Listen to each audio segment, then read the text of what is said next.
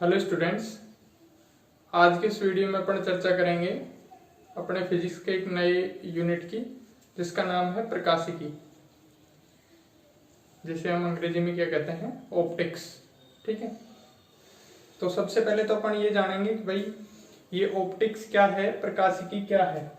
तो जैसा कि इसके नाम से ही पता चल रहा है, प्रकाश और प्रकाश से संबंधित घटनाओं का अध्ययन हम भौतिक विज्ञान की जिस शाखा में करते हैं उसे हम क्या कहते हैं, प्रकाशिकी, ऑप्टिक्स कहते हैं। प्रकाश और प्रकाश से संबंधित घटनाओं का अध्ययन भौतिक विज्ञान की जिस शाखा में किया जाता है उसे हम क्या कहते हैं, ऑप्टिक्स, प्रकाशिकी कहते हैं। ठीक है, अब हम ये जाने कि प्रकाश क्या होता है। प्रकाश, लाइट। ठीक है, इसके बारे में आप लोगों ने क्लास 10th में पढ़ा होगा। वहां पे अपन ने इस प्रकाश की डेफिनेशन कुछ इस तरीके से पढ़ी थी कि प्रकाश एक ऐसी ऊर्जा है जो हमारी आंखों में दृष्टि संवेदना उत्पन्न करती है, यानी कि प्रकाश के कारण ही हम वस्तुओं को क्या कर पाते हैं, देख पाते हैं। ठीक है, तो अब हम इस परिभाषा को कुछ अलग तरीके से देखेंगे। ये परिभाषा तो ठीक है, अब यहाँ पे क्लास 12th में अपन इस परिभाषा को कुछ अलग रूप में देखेंगे। तो देखो, यहाँ पे अपन ये जानेंगे कि प्रकाश जो है वो क्या होती है, विद्युत चुंबकीय तरंग होती है। ठीक है, प्रकाश क्या होता है, विद्युत चुंबकीय तरंग, या हम इस तरीके से कह सकते हैं कि हमारे पास विद्युत चुंबकीय स्पेक्ट्रम होता है। विद्युत चुंबकीय स्पेक्ट्रम, और ये जो प्रकाश है, लाइट है, ये विद्युत चुंबकीय स्पेक्ट्रम का ही एक भाग होता है। यानी कि विद्युत चुंबकीय स्पेक्ट्रम में हमें इसकी जो परास है वो हम ये कहें कि जैसे मान लो इसकी तरंग दैर्ध्य की बात करें तो विद्युत चुंबकीय तरंग दैर्ध्य में बहुत सारी विकिरणें मिलती हैं अपने को, जिनकी परास एंगस्ट्रम से लेकर कई किलोमीटर तक हो सकती है। जैसे सबसे ज्यादा तरंग दैर्ध्य कौन सी वेव्स की होती है, रेडियो वेव्स की, है ना, रेडियो तरंगों की, कई किलोमीटर में। तो विद्युत चुंबकीय स्पेक्ट्रम में हमें एक निश्चित परास, और उस परास का मान कितना है, 3800 एंगस्ट्रम से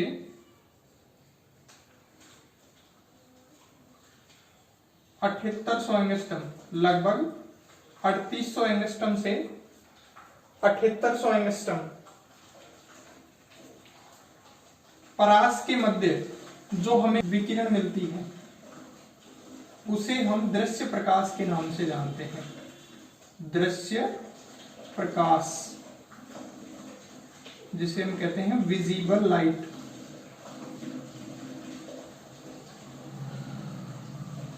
तो ये विद्युत चुंबकीय तरंगे जो हैं वो अपने आसपास फैली हुई हैं, यानी कि इनके अगर स्रोत की बात करें अपन तो इनका मुख्य स्रोत, या हम कहें कि सबसे बड़ा स्रोत, प्राकृतिक स्रोत, वो कौन है, सूर्य है। और सूर्य से विद्युत चुंबकीय तरंगें उत्सर्जित होती हैं। अच्छा, अब हम जिन किरणों को, जिन तरंगों को, जिन विकिरणों को देख पाते हैं, है ना, जिसे हम नाम देते हैं प्रकाश या लाइट, वो उन विद्युत चुंबकीय तरंगों का एक भाग है ना। और उसकी जो परास है, यानी कि हम कहीं तरंग दैर्ध्य की बात करें तो 3800 एंगस्ट्रम से 7800 एंगस्ट्रम तरंग दैर्ध्य की विकिरणें जो हैं उन्हें हम दृश्य प्रकाश नाम देते हैं, जिसके द्वारा हम वस्तुओं को देख पाते हैं। ठीक है, उसी को अपन क्या कहते हैं, दृश्य प्रकाश, विजिबल लाइट, यानी कि प्रकाश हम नाम देते हैं। ठीक है, तो ये जो प्रकाश है, ये इसकी जो डेफिनेशन है इसको अपन 10th क्लास में अपन ने जो पढ़ी थी उससे आगे एक्सटेंड करेंगे कि प्रकाश जो है वो एक ऐसी ऊर्जा है जो हमारी आंखों में दृष्टि संवेदना उत्पन्न करती है। ठीक है, इसी के साथ में अब हम यहाँ पे ये देख रहे हैं कि प्रकाश जो है वो क्या होता है, विद्युत चुंबकीय तरंग होती है। और विद्युत चुंबकीय तरंग कौन सी, जिनकी तरंग दैर्ध्य 3800 एंगस्ट्रम से 7800 एंगस्ट्रम के बीच होती है। ठीक है, तो ये बात थी विद्युत चुंबकीय तरंग की। अब देखो, विद्युत चुंबकीय तरंग की अगर अपन बात करें तो विद्युत चुंबकीय तरंगें अपने साथ क्या करती हैं, ऊर्जा का वहन करती हैं। यानी कि विद्युत चुंबकीय तरंगों के अंदर क्या होती है, ऊर्जा होती है, और ये एक स्थान से दूसरे स्थान तक क्या होती है, संचरित होती हैं, प्रोपेगेट करती हैं। ठीक है, विद्युत चुंबकीय तरंगों में क्या होती है, ऊर्जा होती है, और विद्युत चुंबकीय तरंगे एक स्थान से दूसरे स्थान तक क्या होती हैं, संचरित होती हैं। अब चूंकि जो प्रकाश है वो भी क्या है, विद्युत चुंबकीय तरंगे ही हैं, तो प्रकाश के अंदर भी क्या होती है, ऊर्जा होती है, और प्रकाश जो है वो भी एक स्थान से दूसरे स्थान तक क्या हो सकता है, संचरित होता है। ठीक, अब देखो अगर अपन ऊर्जा संचरण की बात करें, है ना, ऊर्जा संचरण दो तरीके से हो सकता है। ऊर्जा का संचरण, ऊर्जा का संचरण दो तरीके से हो सकता है। एक तो तरंग के माध्यम से, ठीक है, यानी कि हम इस तरीके से समझ सकते हैं इसको कि जैसे मान लो हमारे पास में एक पत्थर है और हमने उसको पानी में इस तरीके से फेंका, ठीक है, तो यहाँ पे इस पॉइंट पे अपन ने पत्थर मारा, तो यहाँ के जो कण हैं, पानी के यहाँ के जो कण हैं उसको ऊर्जा प्राप्त हुई, और पानी में इस तरीके से लहर उत्पन्न हुई, यानी कि तरंग उत्पन्न हुई।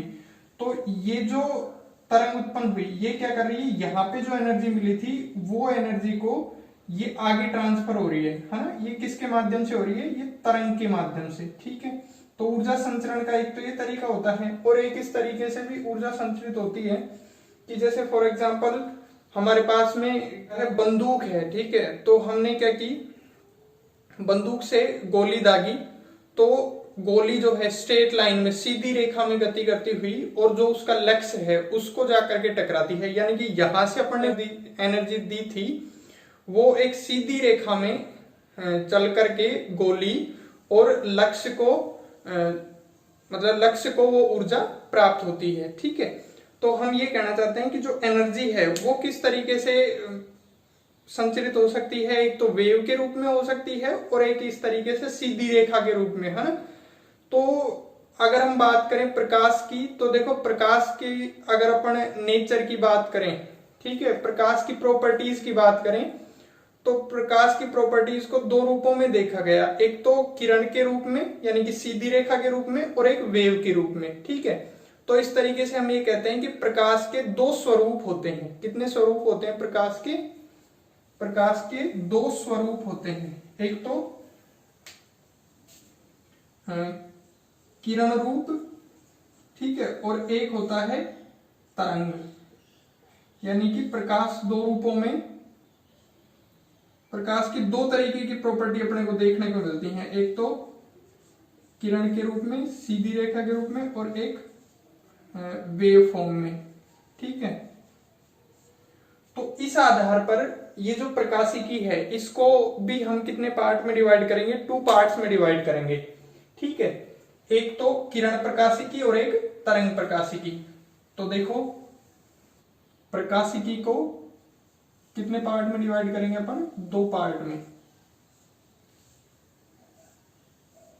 एक तो किरण प्रकाशिकी और दूसरा है तरंग प्रकाशिकी। तरंग प्रकाशिकी, ठीक है, इसे हम कहते हैं रे ऑप्टिक्स और इसे हम कहते हैं वेव ऑप्टिक्स। ठीक है, तो प्रकाश की जो प्रॉपर्टीज हैं या हम कहीं प्रकाश की जो नेचर है वो दो प्रकार की हो सकती हैं। कुछ घटनाओं में तो ऐसे देखा गया कि भाई प्रकाश जो है वो सीधी रेखा में चलता है, ठीक है, स्ट्रेट लाइन में चलता है, और कुछ घटनाओं में इस प्रकार से देखा गया कि प्रकाश की जो नेचर है वो कैसी है? वेव नेचर है, तरंग प्रकृति है। ठीक है, वो तरंग के रूप में चलता है ना।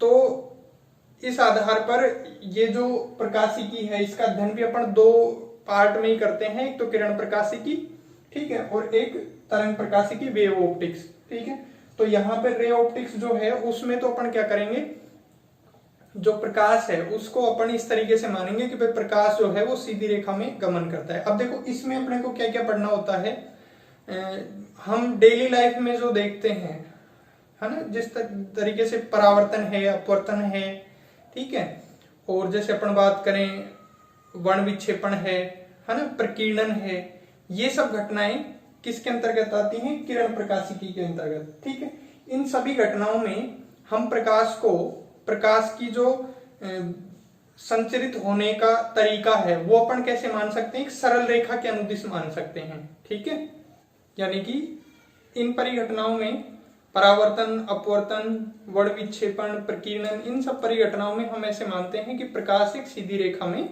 गमन करता है। ठीक है, तो किरण प्रकाशिकी में हम किसके बारे में पढ़ेंगे? परावर्तन,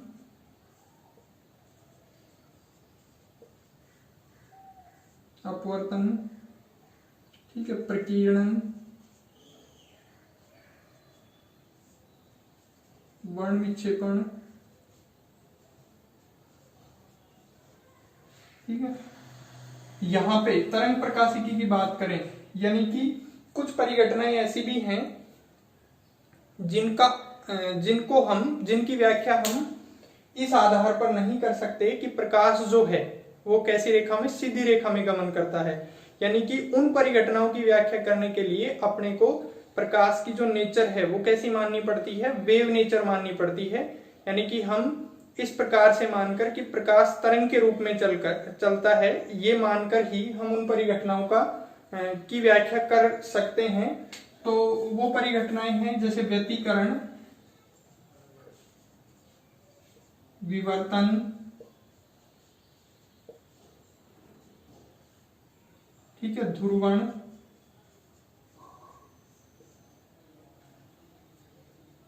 तो ये बात थी प्रकाशिकी। इसको अपन ने दो पार्ट्स में डिवाइड किया, किरण प्रकाशिकी और तरंग प्रकाशिकी।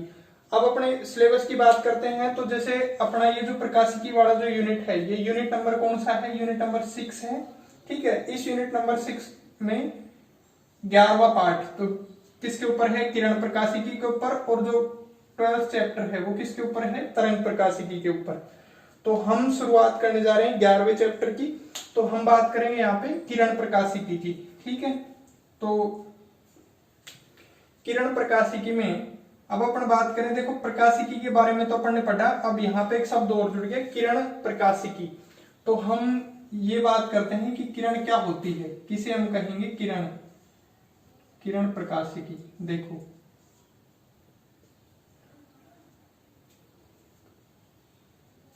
तो किरण प्रकाशिकी में हम क्या मानते हैं कि प्रकाश सीधी रेखा में गमन करता है। किरण प्रकाशिकी में हम क्या मानते हैं? प्रकाश सीधी रेखा में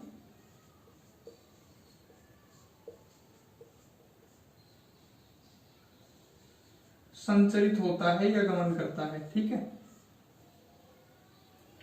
अच्छा, इसका एक प्रकाश सीधी रेखा में गमन करता है, ये अपन ने छोटी क्लासों में एक एक्सपेरिमेंट पढ़ा है। मैं इनसे छोटा सा एक्सपेरिमेंट है, इससे ये पता चलता है कि प्रकाश कैसी रेखा में? सीधी रेखा में गमन करता है। यानी कि कोई प्रकाश स्रोत है, इससे प्रकाश उत्सर्जित हुआ। ठीक है, इसके सामने अपन ने गत्ते रखे, ठीक है, और इनके बीच में क्या कर दिया? एक छोटा सा छिद्र कर दिया। इन दोनों छिद्रों को जब आमने सामने रखते हैं तो यहां से यहां पर अपने को क्या मिलता है? लाइट मिलती है यहाँ पे। ठीक है, जब अपन इसको हटाएंगे या फिर थोड़ा सा ऊपर नीचे करेंगे, ठीक है, तो हम देखते हैं कि यहाँ पे लाइट नहीं मिलेगी अपने को, क्योंकि ये जो छिद्र है ये आमने सामने नहीं होंगे। इसका मतलब ये हुआ कि प्रकाश जो है ये सीधी रेखा में ही चलता है। ठीक है, तो किरण प्रकाशिकी में हम क्या मानते हैं कि प्रकाश एक सीधी रेखा में गमन करता है। ठीक है, तो मैं बात कर रहा था कि भाई किरण किसे कहेंगे अपन? तो प्रकाश संचरण की दिशा, या हम कहें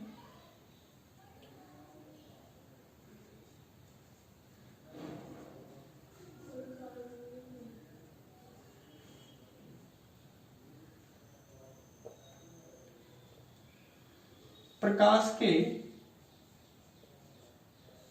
गमन या संचरण का पथ एक रेखा के द्वारा व्यक्त किया जाता है। प्रकाश के संचरण का पथ एक रेखा के द्वारा व्यक्त करते हैं, जिसे हम क्या कहते हैं? किरण। ठीक है, और इसके ऊपर अपन एक तीर का निशान लगाते हैं इस तरीके से। ठीक है, तो ये जो तीर का निशान है ये संचरण की दिशा को व्यक्त करता है, संचरण की दिशा को। ठीक है, यानी कि हमने इस तरीके से अगर दिखाया है तो हम ये मानेंगे कि इधर कोई प्रकाश स्रोत है और प्रकाश किरणें इस डायरेक्शन में, प्रकाश जो है इस दिशा में संचरित हो रहा है, ठीक है ना। तो अब अपन बात करें कि जैसे मान लो हमारे पास कोई भी प्रकाश स्रोत है, उससे प्रकाश उत्सर्जित हुआ और हम पढ़ रहे हैं किरण प्रकाशिकी, तो हम ये मानेंगे कि भाई प्रकाश जो है सीधी रेखा में मिल रहा है अपने को, ठीक है, और किरण के रूप में मिल रहा है ये।